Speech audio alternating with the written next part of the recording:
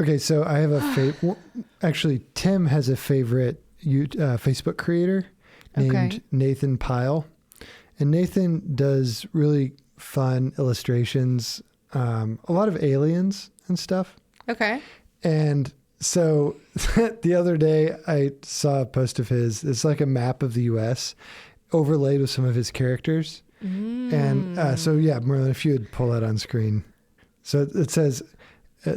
somebody like instead of saying like I grew up in Kansas and then I moved up to Moose Neck, and like my response to this is, well, I'm from Horsebutt.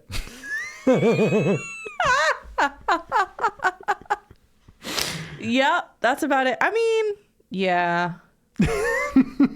Yeah, we're like smack dab in the middle of the butt. That's so funny. I'm so mature. We are smack dab in the middle. Yeah. Mm-hmm. But our guest today is from the nose of the crocodile. There you go. There you go.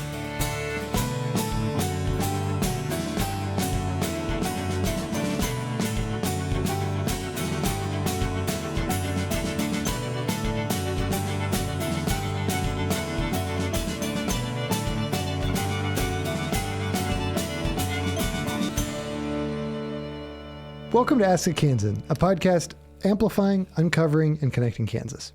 Today, our guest is from the Wichita area. He is a transplant Kansan. He'll introduce himself, but an amazing conversation.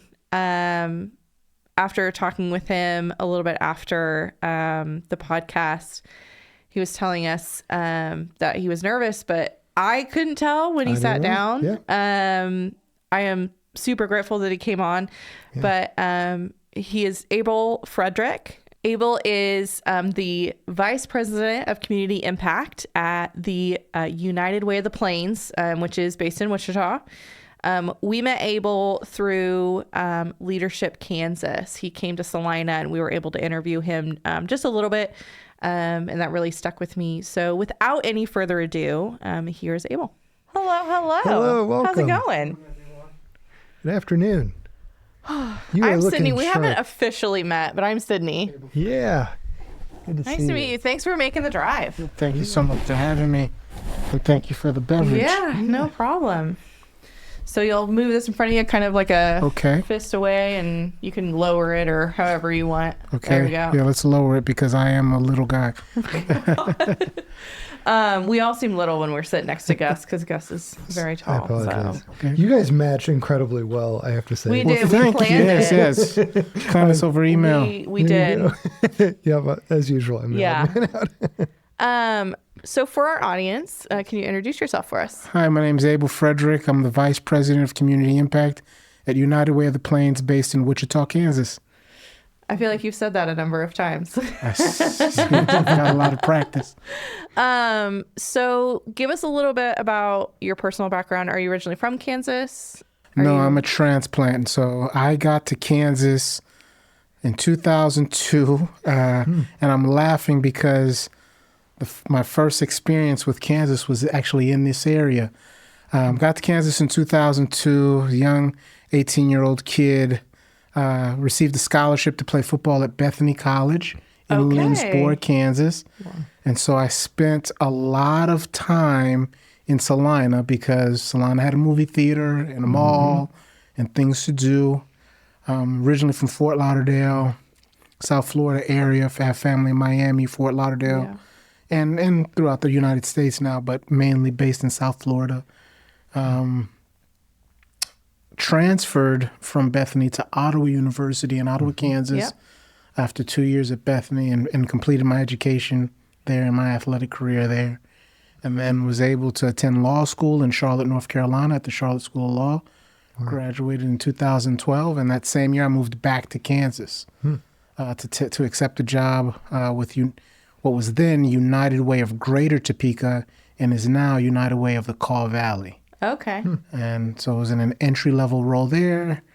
Got a few different roles throughout my career with increasing responsibility, mainly around philanthropy and fundraising. And landed at United Way here in Wichita. What brought you back to Kansas? in all honesty, I knew pretty early in law school that I wanted to use my education to do something else. I did not want to be a typical lawyer. I had friends that were graduating and passing the bar and were in some law office's basement doing research for a case, or their first job out of law school was something called doc review. Yeah, that sounds exciting. Yeah. And I knew I didn't want to do that. I wanted to use my education to be able to improve the lives of people around me or the community that I lived in. And moving back to South Florida after law school was eye-opening. It was a place. Don't get me wrong; it'll always be home, right? But there's some challenges there that I know I just didn't want to be around. And I thought, where were you the most happy? And it was Kansas. Of course, in college, you make your best friends. Yeah. Right. And a buddy of mine who lived in Ottawa that I had a really, just meaningful conversation with about my future goals for my career, he said, hey, there's this job in Topeka at a place called United Way, and it seems like it would be perfect for you. While I was reading through the job description, why don't you come back? You can live with me, just pay half the rent, and, let's make it work. And I did. I came back. I was in September of 2012. Ironically, so pivoting here a little bit, my husband is from south of Houston area. He also got a scholarship to Bethany. Oh, what's his name? Milton Collins. Okay. He would have been, I'm trying to remember what class he was in. He graduated high school in 2008, so whatever the math is around there. I wouldn't have crossed paths with him. Right. But he also stayed. It's kind of one of those, we have a lot of transplants, all because of Bethany football. So shout out to Bethany football. Right. We have a couple of Kansas Wesleyan grads in the... I can't, I'm sorry, I can't ever say go K-Dub. It's not okay. I'll say it for you. Yeah. Gus graduated from K-Dub and so did Tanner. So I have a lot of love for Bethany. But we have a lot of love for Bethany. So, and also in that same way, sorry, I'm going back to my husband here. He also made roots and friends here. Like, we have a family who basically they're in-laws for me because they're his Kansas family. Right. Yeah. Every Thanksgiving, every Christmas, right. we plan around it. So that's amazing. So what inspired you? You said you wanted to do something different after law school, something that meant something. What inspired that? Like, where does that come from? I'm the son of immigrants. My mother and father immigrated to the United States from Haiti about 45 and 50 years ago. Oh, wow. Basically, my entire family on both sides immigrated to the United States. And watching, specifically my mother, watching her work and just thinking about the opportunities that were made available for me because of her hard work, it's inspired me to live a life of service to others. My mother was actually here last week for Grandparents' Day for my 4-year-old son. Oh, that's awesome. It's awesome when you're retired and you can get on a plane and say, yeah, Grandparents' Day, I'm here. I can't wait. I don't want to leave yet, Pete, I promise. Pete Nahara is our president and CEO, and he's giving me some grace to be here. I love that. But, we were talking and, it really was a sobering conversation because it made me think of the current state of the economy and people living in Kansas and around our country. My mother is the epitome of the American dream, and I'm not sure everybody can live that anymore. And some of the challenges that she had as a mother of 2 children who was working as well as putting herself through nursing school are challenges that people face now.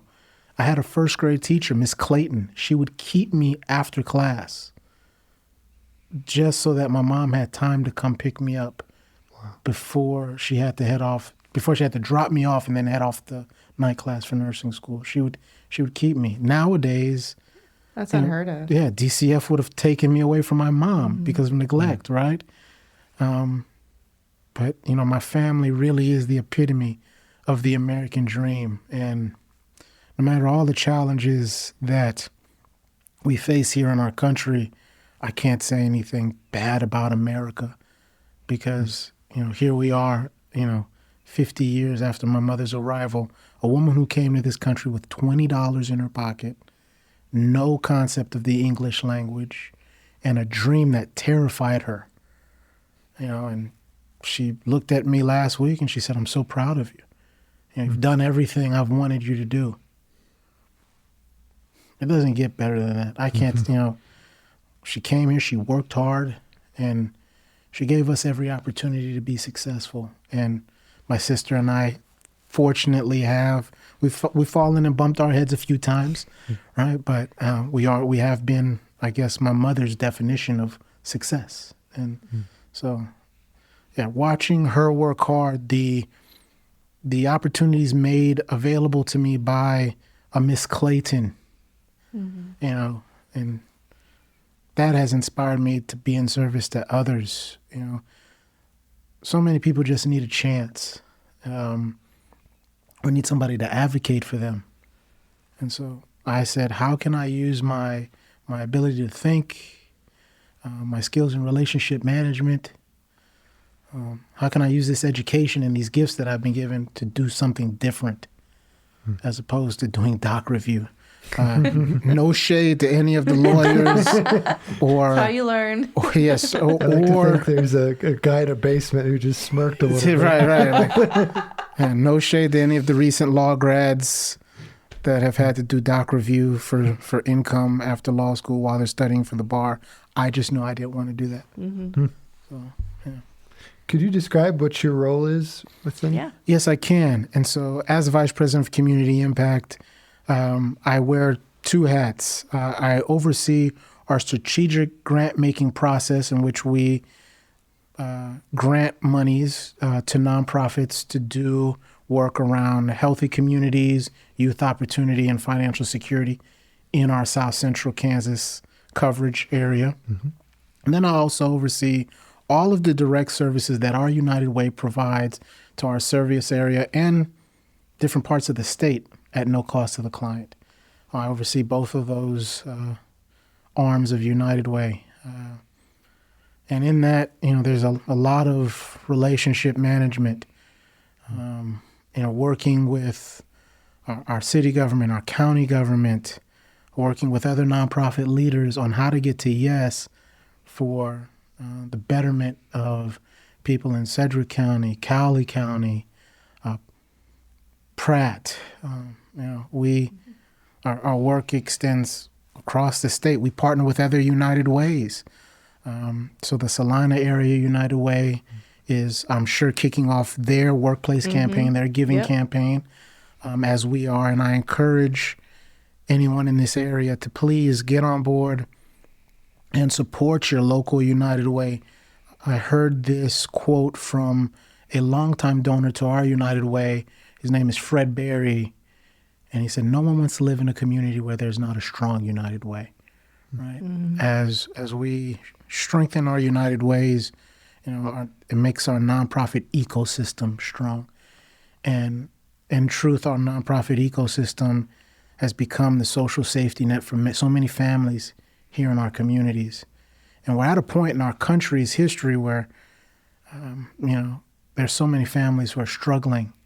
Costs have gone up astronomically, and the cost of living for many families is not affordable. They have a survival budget, and in that survival budget are things like rent, childcare, food, your basic phone plan, right? But things that are not in that budget are savings for retirement, winter coats for kids, savings for a college fund. How do we get it to a point where our families can thrive, our ALICE families, as we call them, asset limited, income constrained, but employed? And so, we really need to strengthen our nonprofit ecosystem so that our nonprofit providers can help lift up those families that need opportunities like my mother did. This episode is sponsored by Renaissance Cafe. Serving Northern Italian cuisine prepared with a fresh, contemporary influence, the Renaissance Cafe is one of Kansas's favorite restaurants. Whether you're planning a romantic dinner date, a family celebration, or an intimate meal with friends, the Renaissance provides a unique dining experience with an old-world atmosphere. Open Thursday through Saturday evenings, the Renaissance Cafe is located just south of Salina in Assyria, Kansas. Visit renaissancecafeassyria.com to book your reservation today. Could you describe, I'm familiar with the United Way. Mm-hmm. I'm guessing not every one of our listeners may be. Could you describe what the United Way is and how it works? Each United Way is different, right? Sure. To be frank with you, how did United Ways start? And so nearly 150 years ago, specifically in our community, charitable business people got together and they said, wow, we are consistently being asked by all the charitable organizations to provide funding for different programs. Wouldn't it be great if we had one place, a clearinghouse, if you will, to vet the quality of each program and then, do the giving for us, right? Our United Way is a little unique in that, yes, we do a bit of that, but we also provide direct services. And so I'm in the same shoes as many of the nonprofits for which we are granting funds to, right? And so each United Way is different. Some United Ways have direct services, some don't. I think the value proposition, the strength in United Way is our ability to advocate on behalf of the nonprofit community and our ability to convene the nonprofit community around specific problems, to do good work in our cities. And so each United Way works differently, but that's our United Way and some other United Ways in a nutshell. I hope that answered your question. It did. There's a lot of probably misconceptions of United Ways. I used to be on a couple committees because there is kind of like a corporate office. And people think like, oh, well, if I'm going to give here, it's just going to go not into my community. That's not true. Yeah. Can you speak to that? That is not true. And so I think we pay about 1% of whatever we raise in dues to the corporate office because we do receive a benefit from being a part of a national and worldwide network. Marketing packages, access to different research and data. Right? So there's a benefit there, and we want that benefit for the betterment of our communities. But that's not true. The money that you donate to your local United Way stays in its community, whether it's for the betterment of other nonprofit programs or the betterment of the direct services that United Way provides to the community. Your money is safe in the hands of a United Way. You can take that to the bank. Love that. One of the things we do here at Feely is a lot of videos for nonprofits. And so we've been able to get out and get to know a lot of different nonprofits and nonprofit leaders and volunteers and service recipients. And one of the things that strikes me frequently is how there might be 2 or 3 different organizations or people in one community that are all working on the same thing and they don't know each other exist. Mm-hmm. Yeah. And so that was one of the things that you said that really caught my attention is anytime that we can center our resources and marshal those resources and bring people together that are already working together, they just don't know it yet. Right. I think magical things can happen. 100%. And when we're looking at philanthropy and nonprofit work, one of the things I ask people to consider is to take a look at who's doing the work that you're passionate about and consider how you can strengthen that organization's capability, their capacity to be able to do the work. Instead of thinking about all of this money needs to go directly to food or directly to buying books, how do you strengthen the capacity of the organization? Many times, nonprofit entities have board members who are private business leaders, and these board members make decisions about the function of the nonprofit that they would never make in their own business. Mm-hmm. They want to cut their way to impact. That's, you got to have marketing. You have to have a development arm. You have to have a direct services arm. You have to be able to be good in all those things. As we say at United Way of the Plains, if you do good things and you tell the story, then you raise the money. My department is the do good things department, as I refer to them. Hello, everybody. The do good things department. But yeah, I encourage donors to really think about investing in the capacity of an organization and not spreading the peanut butter too thin. In terms of, hey, I'm going to give a little bit here. No one loves the peanut butter. No, I like my peanut butter junket. Not, we're going to give here, and we're going to give here, and we're going to give here. Who is doing the work and who's doing that work well? Strengthen the capacity of that organization in order for them to amplify their work. I want to pivot a little bit. You had the opportunity to be a part of Leadership Kansas. Yes, I did. What did you gather from that experience by entering all these different, I guess, a little backstory on, if people don't know what Leadership Kansas is. It is put on by the Kansas Chamber. Yeah, the Kansas Chamber, Cameras Commerce. And it's maybe 40 people. How many were in your class? There's 40 leaders from across the state of Kansas who gathered together for 7 months, and we toured different areas of Kansas to learn what the issues are in that region and how that community is coming together to solve those issues. In addition to that, how that community is celebrating the successes that it has. Mm-hmm. But what did you take away from that experience overall? That there has to be collaboration over competition. When we saw things done well in a community, it's because you had each entity within the community working well together. I think about one of the stops that we took to Pittsburgh, Kansas. That's a drive. It was a drive.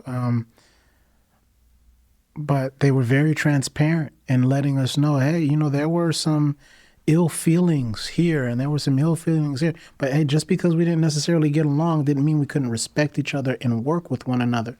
And you had nonprofit leaders, government entities, and private business all in the same room looking to solve an issue. And whenever we saw success in any region of the state, it was that. We kept seeing that. I go back to, and I'm going to butcher this quote, but famous football coach from Smith Center, I believe his name was Roger Barta. He said to his team, we're not going to like each other at first, but if we can respect one another, we can grow to like each other, and if we can like each other, we can grow to love one another, and if we love one another, we're gonna win championships, and they did. Those guys won a lot of games. There's a lot of love in that locker room. Renowned. Right? Yeah. Yes. And so, I'm not sure that I nailed the quote all the way, but it's a quote that's always stuck out to me. Wow, if we just respect one another, look how far we can get. And those folks down in Pittsburgh obviously had a great respect for one another to solve some of the issues that they were able to get to yes on. So from that experience and what you've taken away, how are you applying that to your work at the United Way? My colleagues in the building are probably sick of me saying this, but one of my favorite quotes and sayings in the building is "Be nice." We're going to experience tough situations. We're going to be involved in conversations where people don't agree with us, and they might not even be respectful. But just be nice. If we are right, don't do anything to make ourselves wrong. Right? Be respectful, because if we can respect one another, we'll grow to like one another. And if we can like each other, we can love each other. If we're loving each other, we're going to win championships. We're not playing a game, with our underserved community, but the championship to me is housing our unhoused neighbors, helping our community raise its graduation rates, ensuring that so many more young people that are entering kindergarten in our public school system are prepared, raising the reading scores of our third grade young people, our third grade students. That's the championship to me. Right? I have a son, he's 4. His mother is a school administrator. My wife is really smart. She has a master's in educational leadership. I love you, Lauren. And I have a law degree. And so there's not a lot that my son's going to be worried about educationally. Everything I do and everything, I believe my team is doing are for the kids sitting next to my son in class. Right? And so there's just we got to respect one another. We have to enter into conversations with an open mind, even with people we may not agree with. And it's okay that we don't agree. I think we can still get to yes. We can all agree that people deserve, that we should extend decency to human beings. So how do we get to yes on that? You might have a little different way that you're going to get there. I have a different way that I want to get there. What's the happy medium? So be nice. I love that how you phrased it of, I'm not, like, obviously you're educating your own son, but you're doing the good work for the person he's sitting next to. So with that, there's a program that I absolutely love that all my kids have participated in, Dolly Parton Imagination Library. Yes. So for those who don't know what it is, most United Ways participate, help fund. However it's organized, I don't know, but I just know that you have to sign up. So what it is, actually, you'd probably be better at telling what it is. Yes. And so if you sign up for Dolly Parton's Imagination Library, you can sign your child up if your child is ages 0 to 5 years old. If you sign up, your child will receive 1 free book in the mail every month up until their 6th birthday.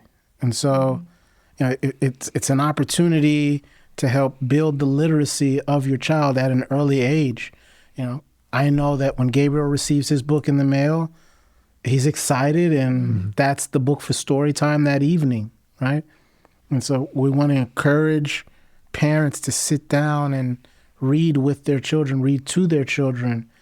We know that when kids are literate by the time they're in 3rd grade, because by the time you're in 3rd grade, you are reading to learn. You're not learning to read. If a child is literate by the time they're in 3rd grade, their life outcomes are so much better.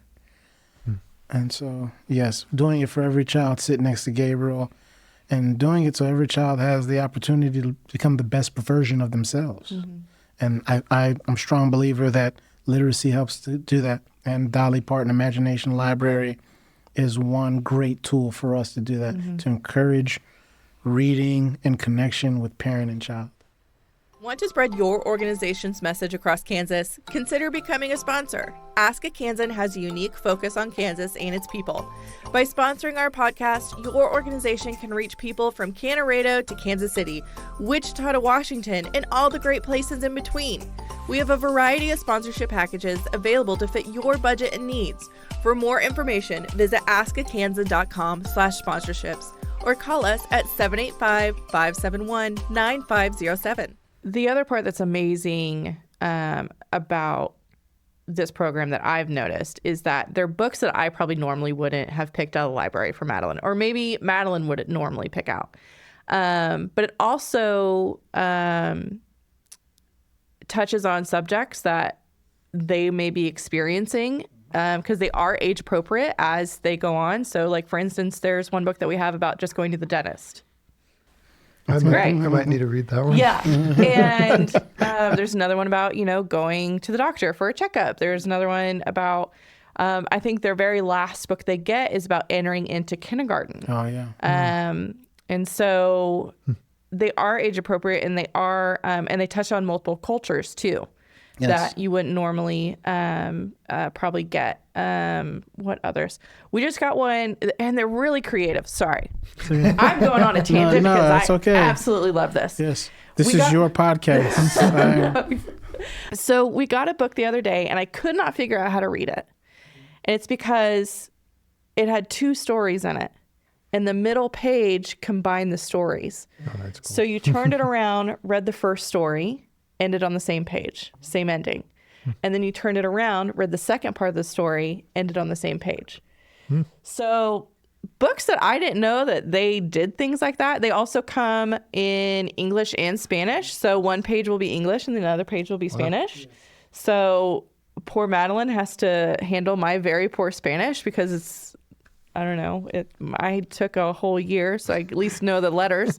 But it gets your kids involved in, again, other cultures, other languages, things like that. Anyway, okay. Wow. That's my spiel. It's great.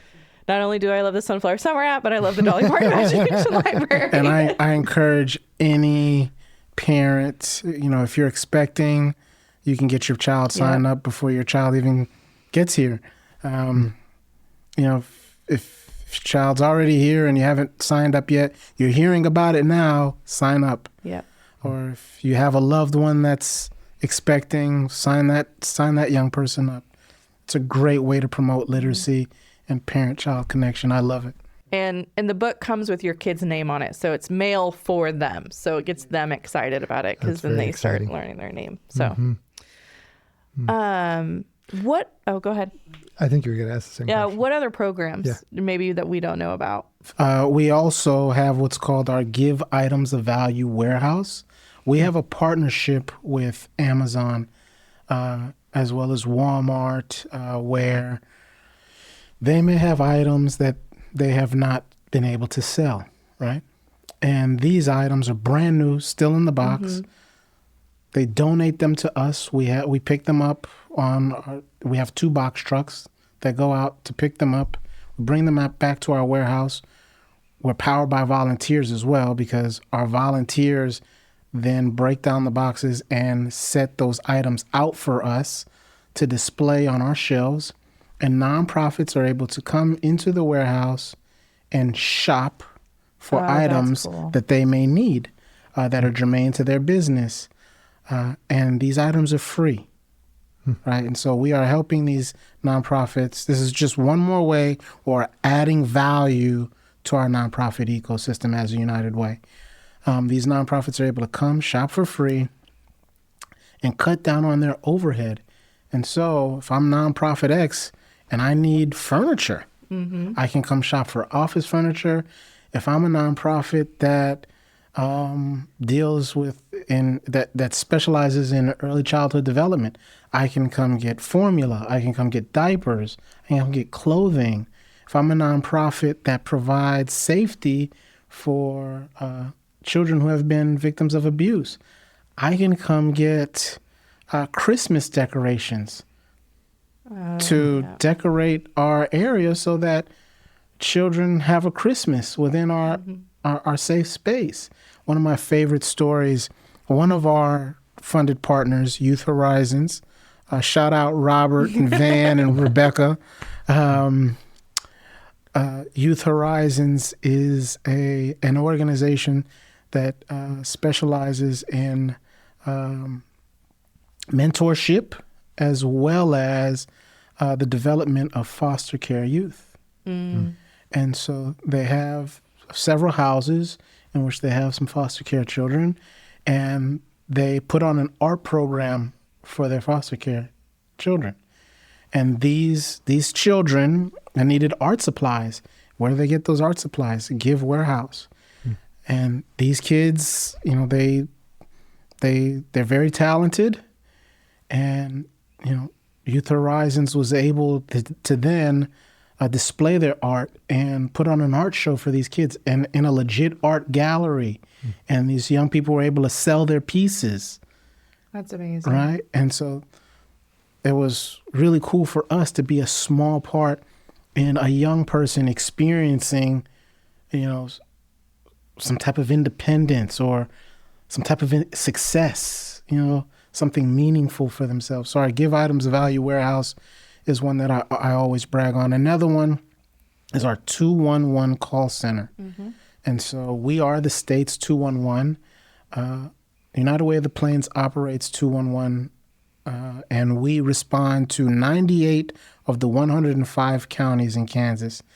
the United Way of Greater Kansas City has these 7 other counties, right? And so we like to refer to 211 as hello to help.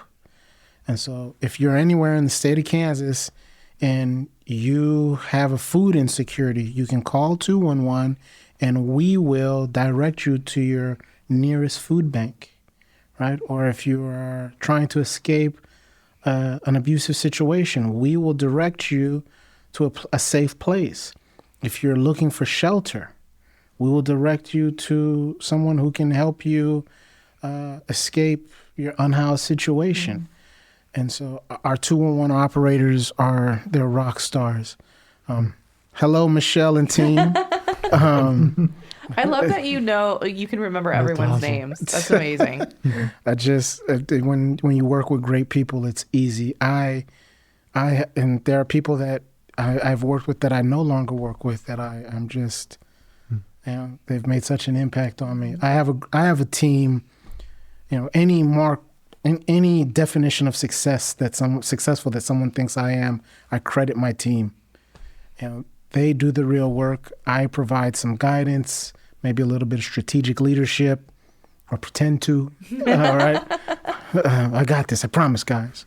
But they're wonderful. Our 211 call center, they're an amazing group of individuals that partners with nonprofits all across our state to ensure that people receive the resources that they need.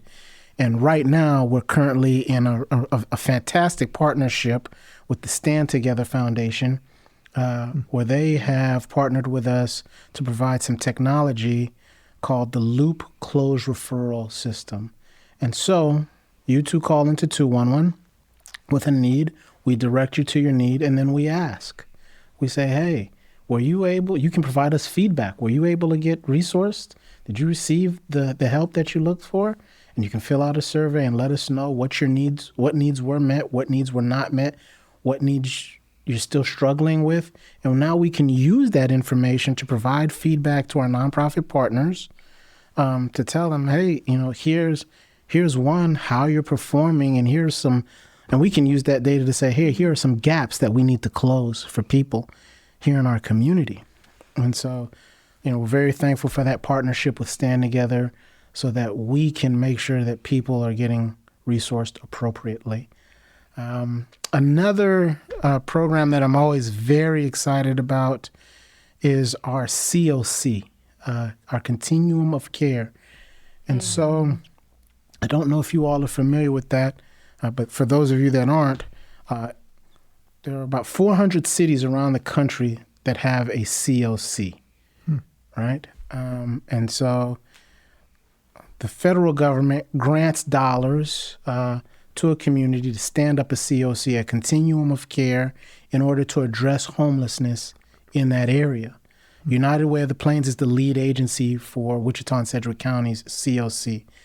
We then disperse federal funds to our homeless services providers so that they can help those who are unhoused become permanently and safely housed. We have a rock star team they provide grant administration, they provide help with data, and they also provide housing navigation services. Housing navigation means, going out into the homeless community, having conversations, learning the story of each individual person, and walking alongside them so that they are safely and permanently housed. We just recently won a Wichita Business Journal Innovation Award. Thank you, John Eck and team.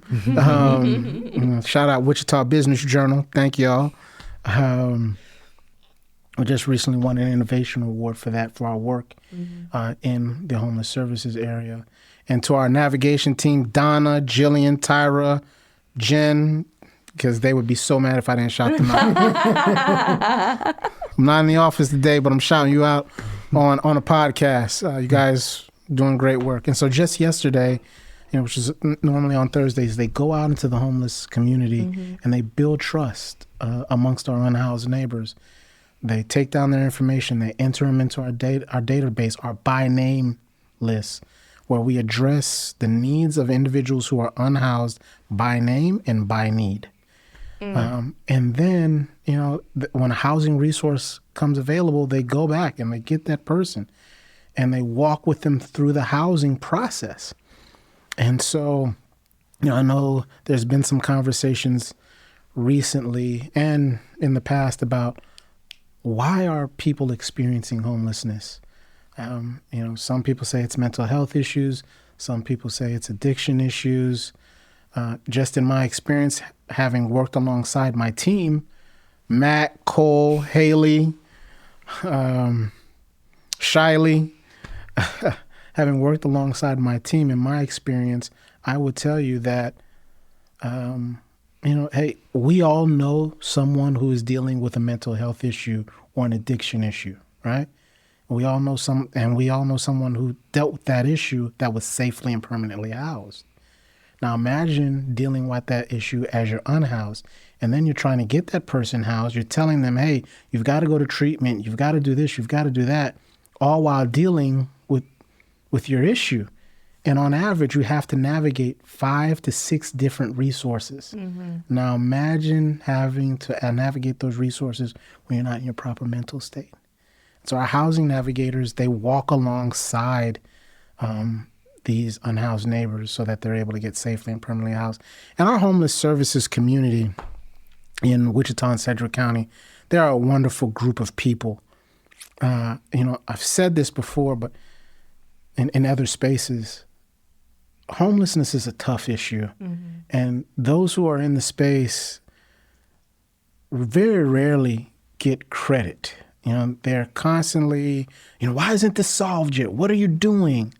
Right? So to our partners such as Humankind, Union Rescue Mission, we see you, thank you. Family Promise of Greater Wichita, you all are doing a fantastic job. City of Wichita, thank you for everything that you do. Our partners at the City of Wichita who provide housing vouchers for our unhoused neighbors. Those at Dole VA, our VA in Wichita is amazing at providing housing resources for our homeless veterans. I do have a story to add. So Yes. I was at WIBA, Yes. Wichita Independent Business Association, a couple weeks ago, and I wish I could remember the gal's name or who she was with. I sat next to her the whole time. I need to start writing these things down. But she was telling me how they were able to buy an abandoned block from the city of Wichita so they could start renovating those to help facilitate families who are unhoused and walk them through that process. We have some amazing work happening in Wichita and Sedgwick County because of the partnerships that we have with city, government, the nonprofit ecosystem, private business, county government. I don't want to leave anybody out.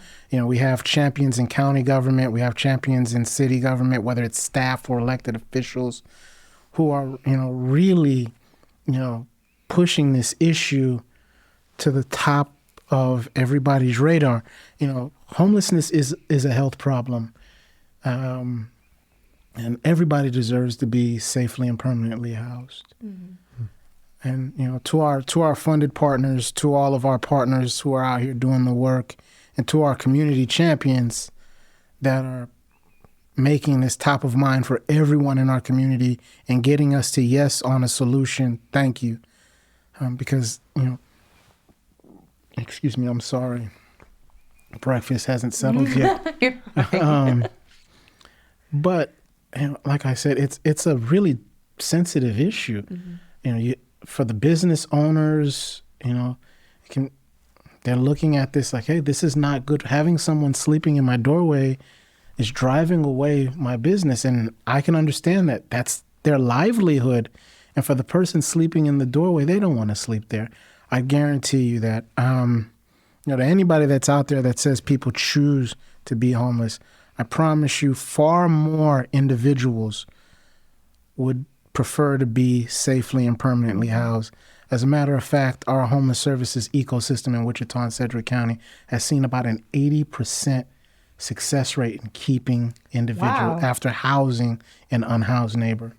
And so they have done some amazing, that ecosystem has done some amazing work with walking alongside each person to ensure that they stay housed. I'm going to ask a really broad question. Okay. It's okay.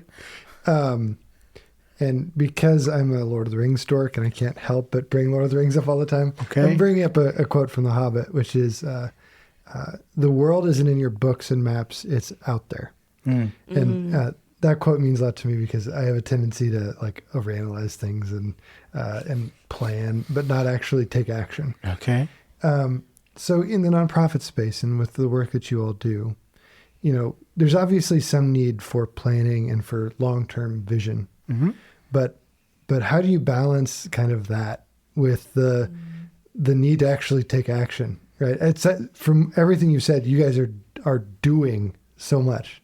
That's a really tough question to answer, as broad as it is. Yeah. I appreciate planning, but I also appreciate execution, which is why I was hired, I believe. Pete Nahara is big on accountability, and I don't know if he took a sneak peek at my Gallup strengths test, but that's one of my top strengths is accountability. I think in the nonprofit ecosystem,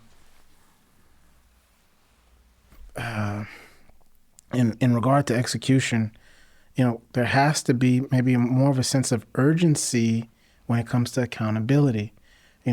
I know personally with many of the funded partners and community partners that we have, the conversation in the room is constantly around being good stewards of donor dollars. Individuals have made an investment, right? And the return on investment is not a few extra dollars. The return on investment is what they see happening in the community. Did we raise third grade reading scores? Are more people housed this year than last year? So that's a really hard question to answer. I don't know how we balance that. I just know we do. We plan, but we execute, and we hold ourselves accountable with deadlines. Hey, drop dead date to execute is this day.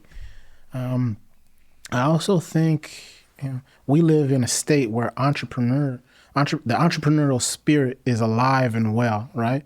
You yourself are an entrepreneur, right?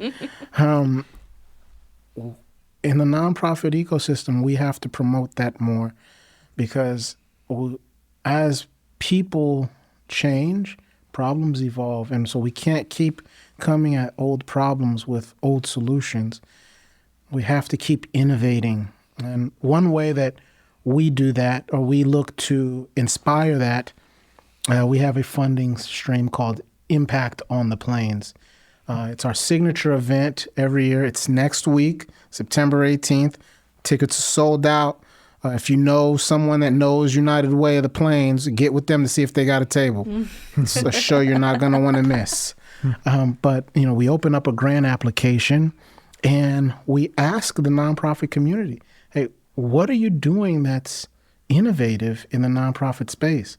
We have a panel that gets together and takes a look at these applications, grades these applications, and comes to consensus on who 4 finalists should be for that evening. And we have 4. It's like Shark. Think a nonprofit Shark Tank. Okay. Right. And so each finalist gets up there and does a 5-minute pitch to a 5-person panel of judges who are all very recognizable in our community. Thank you, Susan Devon, Heather Schroeder, Victor Ojale, Amy Williams, and San Chandler. It's going to be a fun time. But these 5 judges then make a decision on who should receive the grand prize of $40,000 and who in 4th place should receive $10,000 and so on and so forth. And we add some more fun to the mix by doing a People's Choice Awards, where the crowd does a vote right then and there, night of the event, to see who receives an additional $5,000 investment. Wow. Right, and so we've seen projects come through. Some of the most memorable to me, ICT Launchpad, an after school tutoring program located in a specific zip code in Wichita that has had some challenges, but that has also produced some very notable Wichitans, right? And very successful Wichitans. And so the leader of ICT Launchpad, Bryce Graham, says, hey, look, we have kids here who deserve to be successful in school. And he's providing them educational opportunities through ICT Launchpad, right? We've had so many finalists come through. The folks at the center, shout out to Pastor Bill Van. Hi, Bill. They also have a tutoring, a STEAM program where they are providing STEAM education for young people in a very challenged zip code. And so, I love the work that comes out of, this funding initiative, and the way they're all going about it is in very innovative ways. And so we have to have some innovation in our space. Mm-hmm. We can't keep coming at food insecurity the way we have. I think of our funded partners over at Catholic Charities, who has a food pantry mm-hmm. and provides culturally relevant food for families. That's huge. Right. For families who are experiencing food insecurities that may be of other ethnicities, and provides dignity in accessing the food pantry. When you go over there for an experience, it's like going to the grocery store. Mm-hmm. And so that stigma is not on someone. There's a lot, I think about it sometimes just because of the work that I'm in. I'm able to get up and go to the grocery store and afford things to provide for my family. What's that weight like when you can't do it? My mom has talked to me about that. Mm. I remember being 5 years old and understanding what broke meant. Hey, we're broke. 5-year-old shouldn't understand that, right? But the stress that my mother was under to provide for us, I can't imagine, I can't fathom that right now. In addition to all my responsibilities at work, right? That can be stressful. It's enjoyable. I know that sounds really weird. You enjoy to be stressed? I enjoy people work in different ways. I enjoy helping people, as helping people that I may never meet. I enjoy helping shape a community, right? Mm-hmm. So yeah, very long answer to your broad question. It's fair. Well, I think you take the cake for most shout-outs in an episode. So I'm more impressed that you remember everyone's name, because I definitely can't. I have literally looked at Gus in the face and been like, I know that I'm supposed to know your name, but I cannot think of it right now. We've worked together for years. Yeah. Is there anything else that you'd like to share? Right now, each of you, wherever you're watching in the state of Kansas, each of your local United Ways are entering into their workplace campaigns. Please consider giving a small portion of your paycheck in order to impact the life of someone you may not meet. Understand that it isn't about you. It's not about me. It's about shaping your community for everything that will come after us. My mother says this all the time. You have to plant trees for which you will never feel the shade, right? Oh. And my mom's I really want to hang out with your mom. But everybody does. Everybody does. She's really cool. She's a fantastic person. But I encourage anyone who is watching right now, if you are a business leader, please consider allowing your local United Ways into your business to run their annual workplace campaign. If you are at a company that runs their workplace campaign, please consider boosting your participation rate and giving to your local United Way. And even if United Way is not your cup of tea in terms of charitable organizations to give to, please consider supporting some organization within your community with your time, talent, and treasure.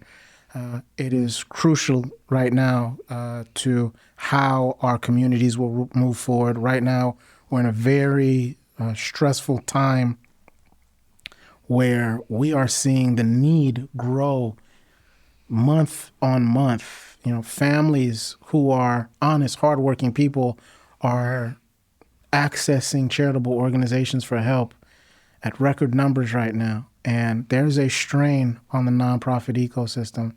And in order to meet the needs of those families, nonprofits are in search of funding to best serve these families. So please consider being charitable. Well, thank you so much for being on today and Thank you for making the having me. drive. We really appreciate it. Thank you. I still can't believe you guys wanted to talk to me. I've been a fan since we met you at Leadership Kansas. We did all the filming yes, I for do. that. Yes, and yes. so I was like, man, I have to put Abel in my brain. Well, and so thank when you. this came up, and I was like, we have to have Abel on. Thank you. So you remembered my name. Okay, thank you. I did remember your name. Thank you. But I did watch that video a lot. So, and your name popped up. So that Thank helped. you. Good. So I need basically lower thirds in my entire life Lower thirds. to remember everyone's name. I was blown away. I was like, you guys want to talk to me for what?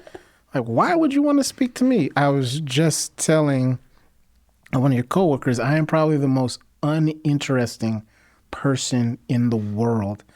I don't get any movie references. Pop culture completely over my head. That's 100% my husband. He doesn't get any of my. I'm a nerd. He is an athlete. I was band and theater. He is a natural athlete, so he doesn't get any of my pop culture things. And my teammates in the building are always giving me a hard time about it. I don't know the new TikTok craze. I don't know the new popular song. I have no idea what's going on. I'm just out here, I guess. Just out here.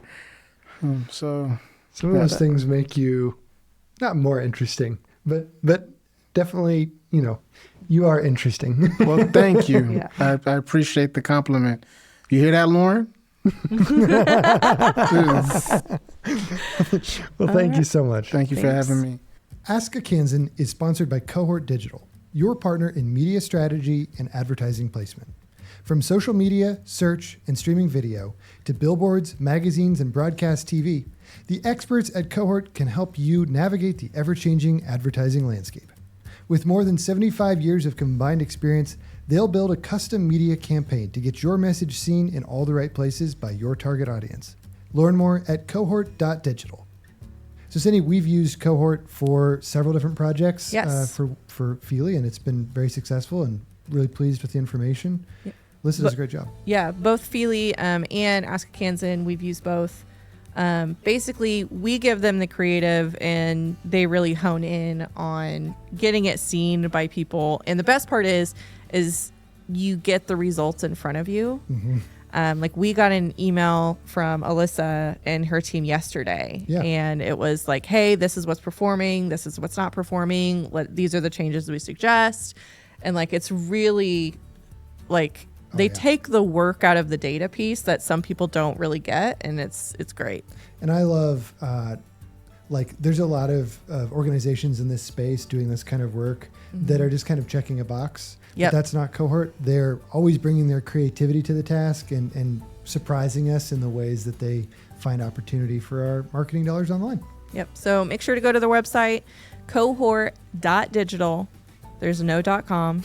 It's just cohort.digital. And learn more.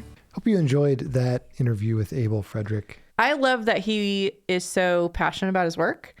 And he definitely gets the award for the most shout outs. Totally. The amount of names that man can remember astonishes me, because I can barely remember your name most days, like I mentioned.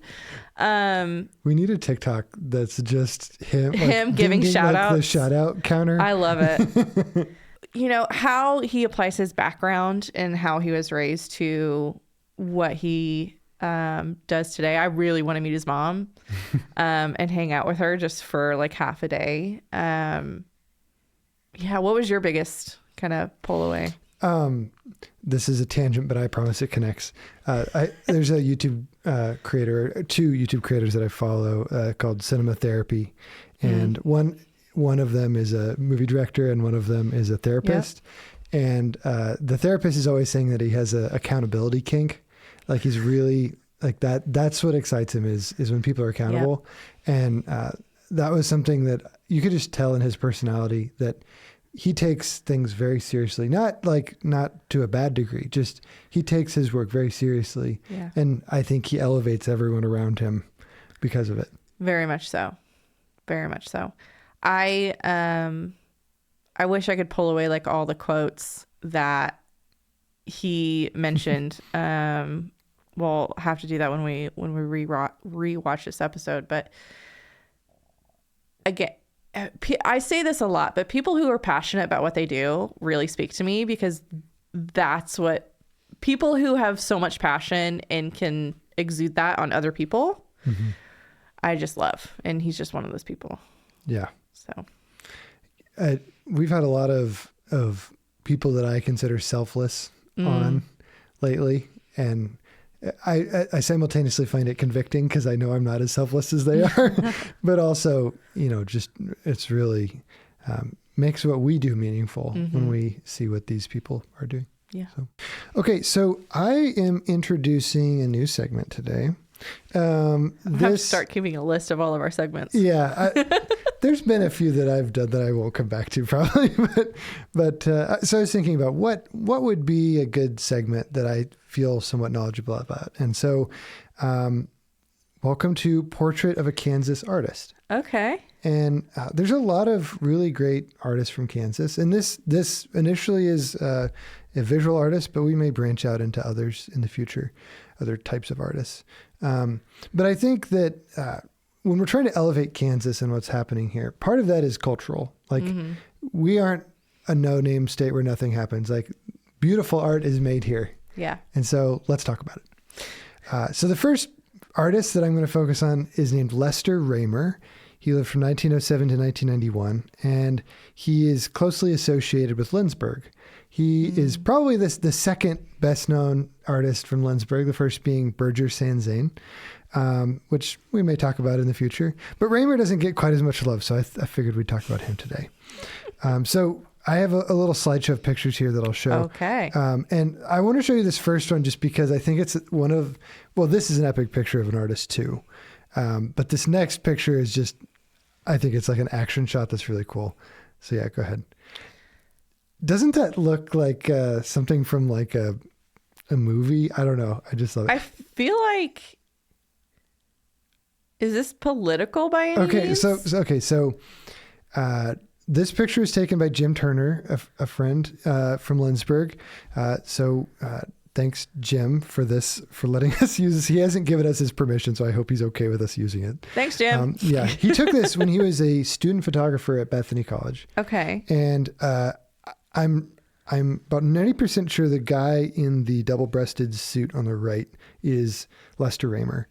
And what I believe this occasion is when the King of Sweden came to visit Lindsberg. Oh, okay. And but there's just something about this that implies swagger, and I think it's kind of cool. Yeah, you're right. I think I'm more impressed that I have actually, there's words that I'm trying to say. I apparently have no idea what a double-breasted suit was. So when you started saying that, I was like, now you're making me question color? I know this. Anyway. At the end of this, I want to tell a story that I've heard about this occasion. Anyway. Okay. So Lester Raymer was born in Alva, Oklahoma, 1907. He had two older brothers, and he developed a passion for art very early in his childhood. In 1933, he received a bachelor's degree from the Chicago Art Institute. On screen right now, we're seeing, this is a little bit later in the story, but this is his studio in Lindsberg, the Red Barn Studio. Okay. So yeah, his art received critical praise even when he was at the Art Institute. And after graduation, he established a small art studio on his family farm in Alva. And there he produced a large portion of work. He experimented with many different forms of classical art, including paintings, drawings, sculptures, and printmaking.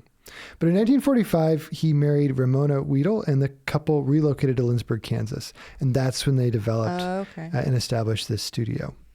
The large and complex studio and home was made from recycled materials, which reflected his common approach to art during his later years. Raymer began to branch artistically into mediums such as pottery, wood carving, furniture making, jewelry, masks, toys, mosaics, papier-mâché, stitchery, and metalwork. He became known for crafting discarded items and materials into both art pieces and decorations for the studio. Common artistic themes in many of his works include clowns, minstrels, circus imagery, biblical scenes, ornate suns, and animals, especially horses and roosters. Raymer was known as a private person who often didn't participate in self-promotion. He famously was quoted as saying, "My paintings do all the talking." Throughout his career in Lynchburg, Raymer's artwork won many awards, and his fame spread among the American art world. And his most common clients during his life were churches. During the 1960s, he was hired to do liturgical work for churches in Kansas, Illinois, and Texas. He remained active in his art until his death in 1991 when he was 83, and his wife died the following year. He was buried in Lynchburg. And in 1997, his studio was opened to the public as a museum dedicated to his artwork. And it continues to be operated by the nonprofit, the Raymer Society for the Arts. His style is unique, and I'm going to have this. He's mostly known for his harlequins. That's what these are, and they're kind of like clowns and puppets. And there's a lot of artwork that's made like with commercial intent, like a desire to sell.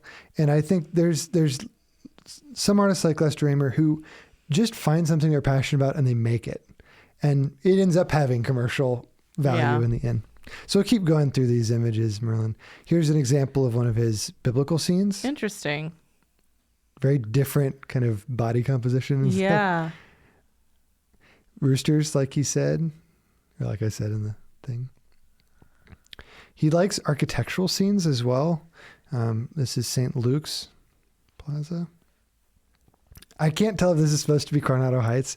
I kind of don't think it is, but it does have some similarities to it. No, there's too many trees. There's not a lot of trees out there, are there? No, that's true. There's not. You can keep going. Like, that feels like a river. His toys and his 3D art are also very interesting. They're very playful. And the next one is one of my favorites, his Noah's Ark. Oh, wow. And this one's in a glass box, so if you visit, you can go on all sides of it and see. Look at it. Yeah. And his work has been featured a little in museums before and his things. time.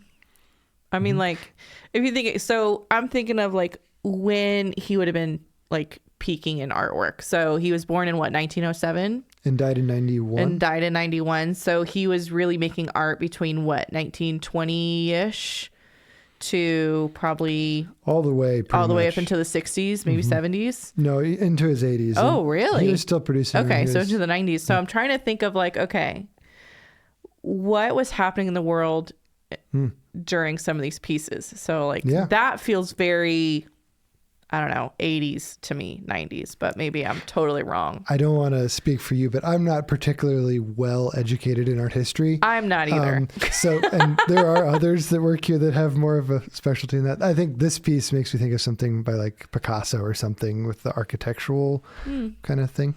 See, I get the 80s. Oh, yeah, go ahead. Go back one. Yeah. So I get the 80s vibe just from, like, it makes me think of the Labyrinth. Yeah. I get it. That's what that makes me think of. Anyway. He did the cover or the program cover, I think, for the Hillings Fest, which is the event that's coming up again this October. 1985. Wow, look at that. Yeah, it's just a gorgeous. I love his work there.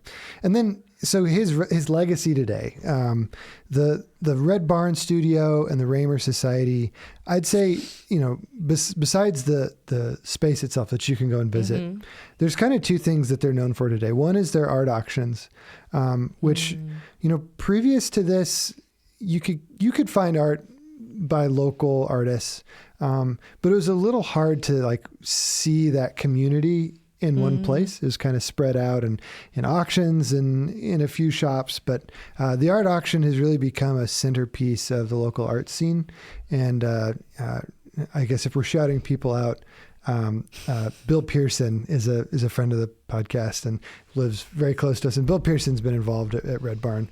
And I should also mention the woman who's really taken this on and kept it going and poured her life into it is Marcia Howe. She's the one kind of behind the scenes. Mm-hmm. And then the other thing that Raymer Society and the Red Barn do is they have a artist in residence program at the Red Barn studio. Oh, that's cool. And so I think it's every month they have a different artist that comes through, different mediums, and some of which are local, some of which are further afield. But I think it's really cool to see that the museum is not just stagnant with his work, but they're inviting other people to go there and be inspired by it, because it's a really incredible space. I dream about living in that. Like, it is such a cool studio. So here's what it reminds me of. So you know how there's certain studios that artists use, like music studios, that are very significant, that are very popular, like that Abbey artists, Road. Like artists dream about making music in there. That's what it reminds me of. Yeah. Yeah. And I could totally see, a little kid going through that has some interest in art and being like, I want to be that person. Yeah. So it's really cool. It's definitely worth a visit. I don't remember if there's a cost to I think it might be free. Don't quote me on that, to visit the Red Barn, but totally worth a stop. And you can also head across town. It takes literally 2 minutes to get there and visit Sanzane Gallery same day. So that's what I had. All right. Well, I just have a bunch of TikToks that have been filling up space that we haven't had a chance to go through. So let's do it. I'll just have you watch this. I came across this only because this guy is doing it in Kansas and like the background is legit, and it caught my attention. I'm out on Firekeeper Golf Course in Kansas, which is an amazing course, installing this Firefly robot here. That's mowing a massive par 5. This is on hole 4. And I'll kind of explain how this install process went. We mapped out all of these fairways here. This is hole 4, hole 3 right next to it, hole 2, and then hole 6 on the back end there.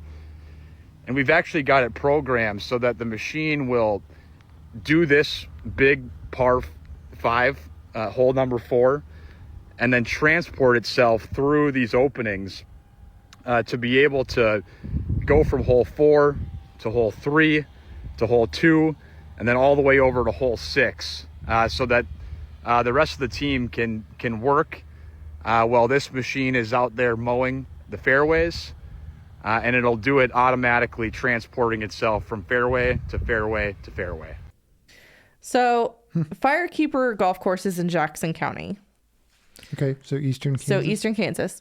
But I thought it was, so it kind of reminds me of like having a Roomba, but for a golf course. Massive. But the other thing is I thought was really interesting about this was obviously in Kansas, so that's why we're showcasing it. But I've never heard of Firekeeper before. I have never heard of it either. But this is another little tie-in. So WEBA, as we mentioned in the podcast today, they strive to help women get into kind of men-oriented things. And one of those is golf. So they have a Wine and Nine program that they created. I went to one of them. I did not get to participate in the wine part because I had to leave to go pick up Madeline. But I only golfed like maybe 4 or 5 actual holes. And I cannot imagine mowing that by hand. Like, or not by hand, but like sitting on a mower and mowing that the entire time. And so I am a huge fan of robot mowers just because now I know what golf is. Yeah. I, in a previous life, kind of, I was in a robotics team in high school. Oh yeah.